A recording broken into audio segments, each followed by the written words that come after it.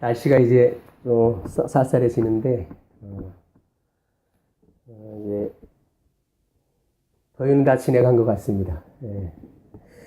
뭐 벌써 한국은 추석도 지냈기 때문에 이제 벌써 이제 가을이 이제 가면 이제 곧 또 겨울이 올 걸 생각하니까 걱정이 됩니다. 한국은 올해 그 추석 연휴가 뭐 사상 최장 그 연휴로 10일이라는 그 연휴로 해서 많은 사람들이 외국으로 해외여행 갔다고 하죠. 작년에 한 두 배 이상 110만 이상이 나갔다고 합니다. 근데 많은 인파가 한국을 떠나 여행하지만 결국은 그 사람들은 특별한 일이 없는 한 다시 집이 있는 곳으로 돌아온다는 것이죠. 저는 그런 생각을 해봤어요. 여행하다가 어떤 가족이 어떤 사건을 통해서 기억상실증에 걸려가지고 그냥 한국을 돌아오지 못하고 그냥 방황하는 그런 가족이 있지 않을까? 하여간 뭐 그런 상상도 한번 해봤습니다. 해마다 한국에서는 이 추석 명절이 되면 저마다 부모님이 계신 고향으로 이제 귀경을 하고 귀향을 합니다. 아마 설날 때보다 한국은 추석 때 더 많이 이동을 하는 것 같아요. 뭐 예전에 보니까 1,000만 인구가 귀경을 한다는 그런 얘기를 들었는데 아마 중국은 더 하죠. 중국은 차이니스 뉴이어 춘절 때 더 많이 이동하지 않나요? 그런 것 같죠. 예. 저희 그 말레이시아에도 그 라마단 금식 기도가 끝나면 하리라야 하지랄에서 보통 무슬림들은 한 2주를 놀더라고요. 근데 중국계 사람들은 자기 사업하는 사람들은 춘절 때 한 달을 놀더라고요. 그리고 뭐 본토 중국도 가는 사람들도 있고 어쨌든 사람들은 저마다 명절 때가 되면 이제 이렇게 자기가 잘하고 정을 쌓았던 그 부모님이 계신 고향으로 이제 귀경을 하는 것들을 이렇게 보는데 저는 이 아침에 우리 모두는 돌아가야 할 본향이 있는 순례자의 삶에 대해서 한번 나누고자 합니다. 여행을 떠난 자는 반드시 본래 살던 곳으로 돌아가듯 우리 인생 또한 본래 있던 곳으로 돌아야 할 순례자라는 것입니다. 이 순례자란 분명한 목적지를 향하여 걸어가는 사람을 말합니다. 그러나 그에 비해서 목적지가 없이 그저 발길이 닿는 대로 이렇게 여행하는 사람을 방랑자라고 합니다. 오늘 우리가 읽은 히브리서 11장 15절을 보면 그들이 나온 바 본향을 생각하였다면 이라고 얘기합니다. 이 본향을 생각하였다면 돌아갈 기회를 얻었을 것이지만 그렇지 못했기 때문에 본향에 못 가는 사람들이 있었다는 거죠. 우리 모두는 이 말씀에 의하면 나온 바 본향이 있다는 것입니다. 이 세상이 본향이 아니라는 거죠. 이 세상은 그저 우리가 잠깐 머물다가 떠나야 할 곳이라는 겁니다. 기억하십시오. 이 세상은 우리가 언젠가는 떠나야 할 곳입니다. 그래서 이 세상 사람 모두는 시간상의 차이는 있을지 모르지만 떠나는 것입니다. 그래서 우리가 이 세상을 떠날 때 돌아간다고 표현하죠. 우리는 이 세상에서 반드시 태어나면 죽음을 맞이하는 거예요. 그래서 우리는 떠나는 겁니다. 제가 이 아침부터 죽음에 대해서, 이 떠나는 것에 대해서 좀 이렇게 나누는 것이 조금 이상하지만 그래도 이제 추석의 계절에 이 본향을 생각하기 더 좋은 때는 없다고 생각합니다. 저는 지난 8월 달에 어머님의 갑작스런 임종 소식을 듣고 한국을 한 달간 다녀왔습니다. 여러분들 기도해 주시고 염려해 주셔서 정말 잘 다녀왔습니다. 우리 강성 교사님, 함께 정말 마음을 나누고 함께 눈물을 흘려주고 이렇게 배웅을 해주시는 그 모습을 보면서 제가 얼마나 위로를 받고 왔는지 모릅니다.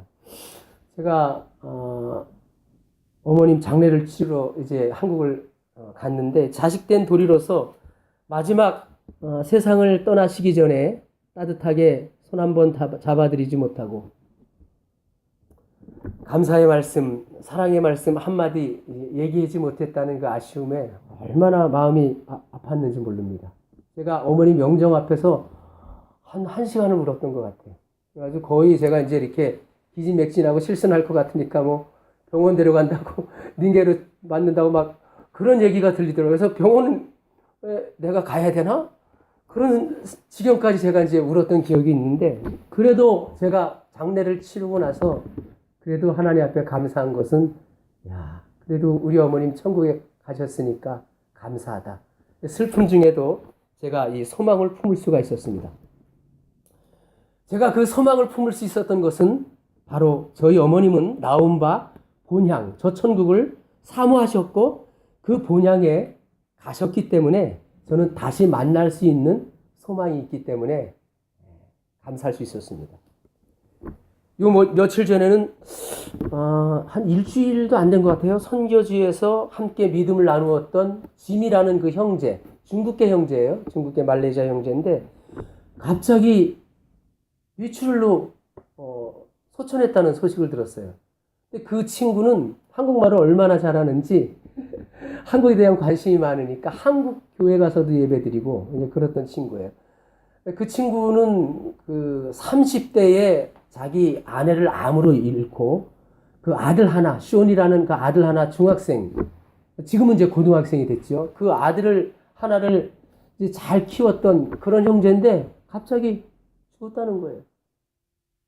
제가 그 소식을 듣고 또 그 거기 계신 선교사님이 그 영정 사실을 보내온 거를 보면서 얼마나 충격받았는지 몰라요. 그리고 그 남겨질 그 고등학생 그 아들 하나 생각하니까 마음이 참 아프더라고요. 저는 그 사건을 보면서 정말 내가 날마다 저 본향 갈 준비, 천국 갈 준비를 하며 사는 삶을 살아야 되겠다. 그런 생각을 해봤어요. 우리 오늘 봉독한 그 말씀, 또 다른 말씀 한번 읽어볼 텐데요. 계시록 14장 13절 말씀을 함께 읽겠습니다. 다 같이 읽습니다. 시작. 또 내가 들으니 하늘에서 음성이 나서 가로되 기록하라. 자금 이후로 주 안에서 죽는 자들은 복이 있도다 하시매 성령이 가라사대 그러하다. 저희 수고를 그치고 쉬리니 이는 저희의 행한 일이 따름이라 하시더라. 아멘. 여기 계시록 14장 13절 말씀을 보면 죽는 사람들이 복되다고 얘기해요. 그런데 어떤 사람이 복이 있냐면 주 안에서 죽는 사람이 복이 있다라고 증거하고 있습니다. 이 세상 사람들은, 저와 여러분들은 모두가 때가 되면 태어난 거와 상관없이 언젠가는 이 세상을 떠납니다. 그래서 죽음을 맞이하는 거예요. 그런데 그 죽음에는 복된 죽음이 있고 복되지 않은 죽음이 있다는 것입니다. 어떤 죽음이 복된 죽음이고 어떤 죽음이 복된 죽음이 아닐까요? 본문에서는 주 안에서 죽는 자들이 복이 있다 그랬어요. 그러니까 이 죽는 사람들도 주 안에서 죽지 않는 사람들이 있다는 겁니다. 세상 사람들은 죽음을 그냥 죽어 없어지는 사멸로만 보기에 절망을 합니다. 그러나 주님 안에 있는 우리 성도들은 주님이 계신 영원한 저 본향 천국으로 들어가는 관문으로 생각하기 때문에 우리는 소망 중에도 슬픔 중에도 소망을 품을 수가 있고 또 우리는 기뻐할 수가 있는 겁니다. 그래서 그 죽음은 복된 죽음이에요. 주 안에서 죽은 자들, 그 주 안에서 죽은 자들은 저 본향, 주님이 계신 그 영원한 본향으로 들어갈 것이기 때문입니다. 오늘 히브리서 11장 16절 말씀은 이렇게 얘기합니다. 그들이 이제는 더 나은 본향을 사모하니 곧 하늘에 있는 것이라 라고 증거하고 있습니다. 이러므로 하나님이 그들의 하나님으로 일컬음 받으심을 부끄러워 아니하시고 그들을 위하여, 어떤 사람입니까? 저 본향을 사모하는 자들을 위하여 한 성을 예비하셨다라고 얘기하고 있습니다. 우리 모두는 우리가 나온 저 본향을 향하여 걸어가는 순례자입니다. 우리나라 이 순례자의 그 길에 대한 그 글을 번역한 사람이 있죠. 철로 역정이라는 그 책 아시죠? 더 필그림스 프로그레스라는 존 버년이 1668년에 이렇게 번역을 했죠. 그리고 78년에 이렇게 출간이 됐는데 이 책을 번역한 사람이 바로 이 캐나다 선교사님이시더라고요. 토마스 게일이라는 선교사님이신데 이 철로역정이라는 이 책이 우리나라의 근대 소설 최초의 번역 소설이라고 얘기합니다. 그래서 이 토마스 게일 선교사님이 구운몽, 춘영전 그 이후에도 많이 번역하고 우리나라의 최초의 한영 사전도 이 토마스 게일 선교사님이 만들었다고 합니다. 미국 선교사님이 아니시더라고요. 어떻게 보면 이 카나다 선교사님의 우리가 참 빚을 많이 지고 있는데 어쨌든 그 철로 역정을 보면 크리스찬이라는 그 한 인물이 이제 저 천성 그 천국을 향하여 본향을 향하여 이제 순례 여정을 떠나는 그 길을 이렇게 쓴 글이죠. 그 글을 보면 이 순례길을 이렇게 떠나는 많은 사람들 중에 많은 또 동행자가 있는데 그 중에 유약함이라는 사람이 같이 동행하지만 결국은 절망의 늪에 빠졌을 때 네가 얘기한 천국이 이런 것이냐라고 이렇게 핀잔을 주면서 그는 다시 멸망의 도시로 이렇게 다시 가는 그런 모습을 봐요. 그러나 이 크리스찬이라는 이 순례길을 떠난 사람은 마귀에게 이렇게 얘기하죠. 악마여, 나는 더 이상 두렵지가 않다. 나는 하늘로 가는 저 순례자의 길을 결코 멈추지 않을 것이다 라고 이렇게 얘기합니다. 그렇지만 그 크리스찬이라는 그 성도가 천국을 향하여 가는 길에는 너무나도 많은 시련이 있었죠. 절망의 수렁에 빠지기도 하고 사망의 골짜기에 들어가기도 하고 허영의 도시에 빠졌다가 가진 고생을 하다가 나와요. 그런데 그런 골짜기를 가면서 그 사람이 천국길을 가는 거에 어려움을 겪겠던 것들은 환경도 물론 있지만 사람이었어요. 세상 지식이라는 사람이 아주 유혹을 합니다. 야, 천국이 어딨냐? 아주 세상에 아주 정말 혹할 수 있는 그러한 지식들로 이렇게 유혹을 합니다. 현혹을 합니다. 흔들리죠. 정말 천국이 있을까? 그러나 또 갑니다. 또 어떨 때는 또 절망이라는 사람이 또 와가지고 이렇게 절망을 주기도 하고 자살하라고 부추기기도 하고 그럽니다. 그런데 정작 이 크리스찬이라는 그 순례길을 가는 이 사람에게 가장 그 여정을 방해했던 것은 세 가지 요인이었다고 합니다. 나태, 그러니까 게으름이죠. 그 다음에 거만, 그 다음에 두려움, 이런 것들이 이 천국을 가는 데 있어서 참 어려움을 줬다고 합니다. 어쨌든 이 크리스찬이라는 그 천국을 향하여 갔던 이 순례자는 결국은 천성, 하나님께서 예비하신 그 천성을 들어가죠. 저는 그런 생각을 해봤어요.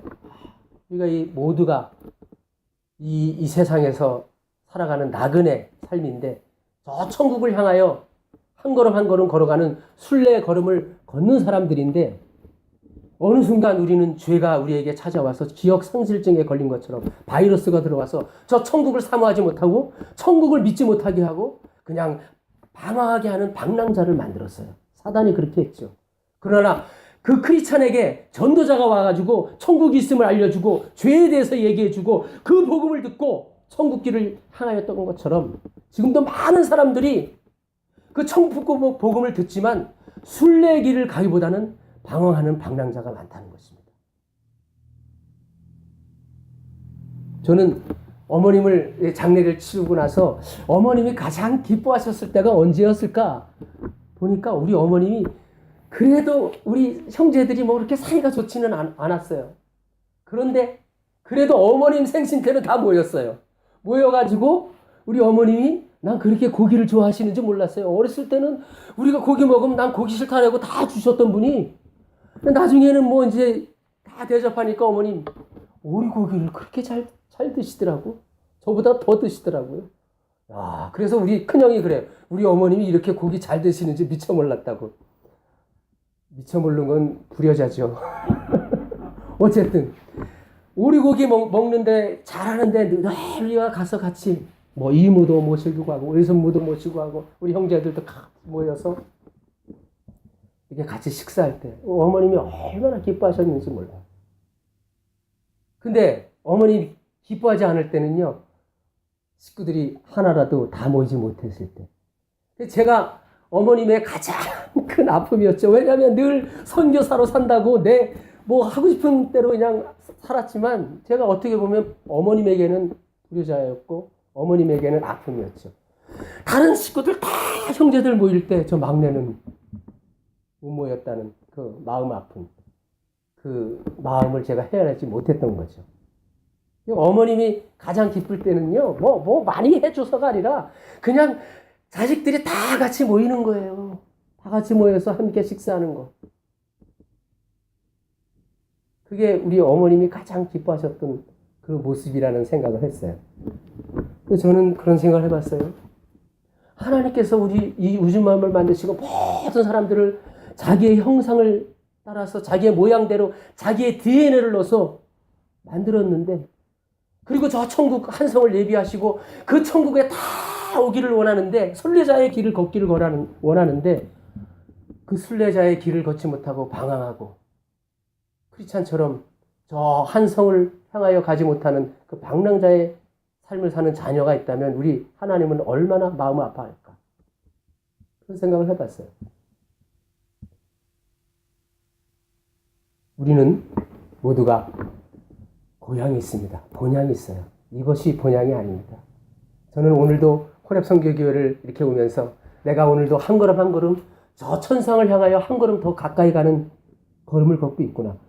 그러니까 이제는 제 의식이 그러니까요. 이제는 한 날 한 날 살아가는 제 발걸음이 예사롭지가 않아요. 그리고요, 더 기뻐요. 제가 요즘은 그런 얘기를 하고 다닙니다. 좀 이상하게 들릴지 모르지만 저는 나이 먹는 게 이제는 좋아요. 늙어간다는 게 좋습니다. 왜? 저 천국에 한 걸음 더 다가가니까. 그리고 저 천국에 가면 아버지 되신 하나님과 그리고 먼저 가신 저는 어머님을 만날 그 소망을 품고 그 어머님과 그리고 제가 아는 많은 믿음의 성도들을 만나서 영원히 살 거예요. 이 세상은 잠깐이죠. 이 영혼, n분의 1, 이 영혼이라는 n하고 1로 나눠보세요. 이 세상 아무것도 아니지 않습니까? 잠깐이에요. 근데 우리가 이 세상에서 아등바등하면서 살아가요. 물론 우리 열심히 살아야죠. 한의사 시험도 봐야 되고 일도 해야 되고 열심히 공부도 해야 되고 그렇죠? 그러나 그것은 우리가 다 저 천국을 향하여 순례의 길을 걷는 걸음이라는 거예요. 잠깐입니다. 우리의 시선을 저 하늘 소망을 두고 우리가 사모하는 그 하나님을 아버지를 만날 그 소망을 두고 살아간다면 한 날 한 날 우리의 삶이 더 복된 삶이 될 줄 믿습니다. 아멘. 기도하겠습니다. 하나님 감사합니다. 부족한 점을 통해서 하나님 우리 모두가 순례자의 삶을 순례의 길을 걸어가는 순례자임을 깨닫게 하시니 감사합니다. 하나님 우리는 모두가 본향이 있기 때문에 이제 본향을 언젠가는 갈 것입니다. 그러기에 이 세상을 우리는 떠날 것입니다. 죽음을 맞이할 것입니다. 언제 떠날지 모릅니다. 내가 젊다고 다른 사람보다 더 나중에 떠난다는 보장이 없습니다. 하나님 날마다 날마다의 삶이 하나님 순례자의 삶을 살게 하여 주시고 날마다 저 본향 천성을 향하여 나아가는 하나님의 자녀들이 될 수 있도록 축복해 주시옵소서. 감사드리며 예수님의 이름으로 기도드리옵나이다. 아멘. 아멘.